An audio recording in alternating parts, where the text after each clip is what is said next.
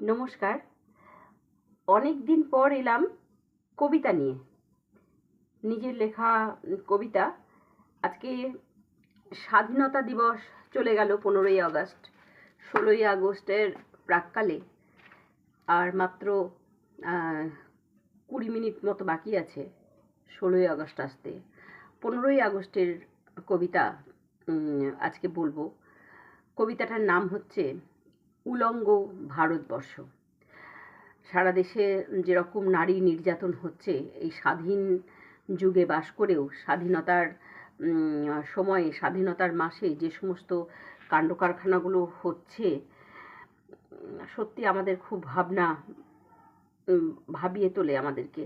রাস্তাঘাটে আমরা একেবারেই নিরাপদ নই।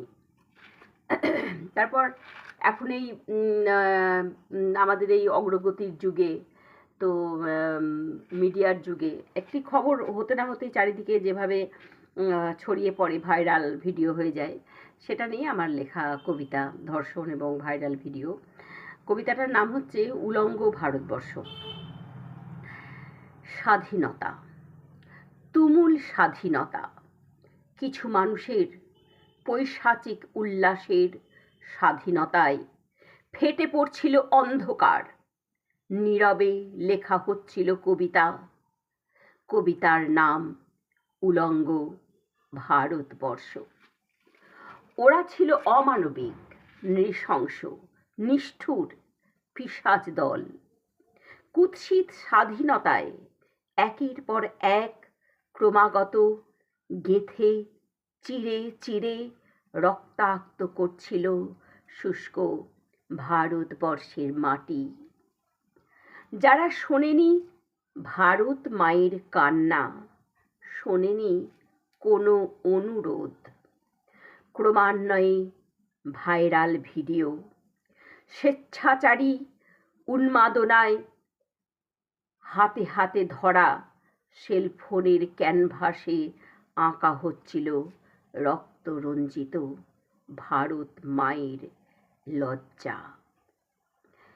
এখনো নরম নদীর মুখ থেকে গড়িয়ে পড়ছে লাভা স্রোত, মিশে যাচ্ছে ঘাসে, মাটির গর্ভ অন্ধকারে। যে মাটিতে মুখ থুবড়ে পড়ে আছে বস্ত্রহীন ভারত মাতার লাঞ্ছিত ভবিষ্যৎ, যার শরীরে চাবুকের ক্ষতের মতো স্বপ্ন, ঝুরঝুরে পলেস্তরা খসে পড়া নোনা যন্ত্রণার বিষ।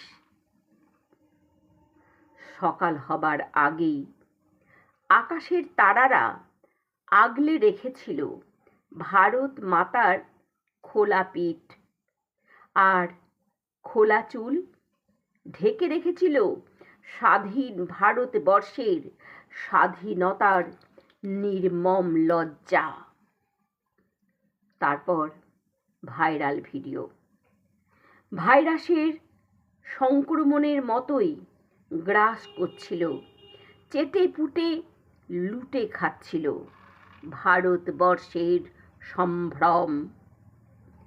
সাংবাদিক চোখ রক্তে বসা মাছির নমুনা সংগ্রহ করে অনলাইনে সাপ্লাই করছিল রসময় খবর, যার শিরোনাম উলঙ্গ ভারতবর্ষ। নমস্কার।